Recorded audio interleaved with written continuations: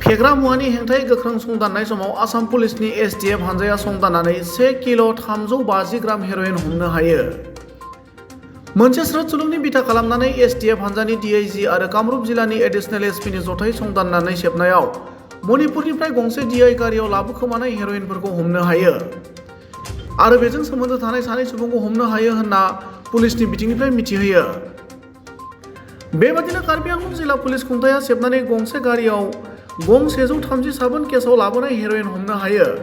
हमनो मोननाय हेर'इननि बिबाङा 1 किल' 652 ग्राम होनना मिथिहोनायजों लोगोसे बेजों सोमोन्दो थानाय नसुंसे रायजोनि सानै सुबुंखौ एरेस्ट खालामो। गुबुन फारसेथिं थांनाय 24 घन्टायाव काछार जिल्ला पुलिस खुंथाया दाब दाब जायगायाव सेबनानै गारिजों लोगोसे गोबां बिबांनि बार्मिस सुपारिफोरखौ हमनो हायो।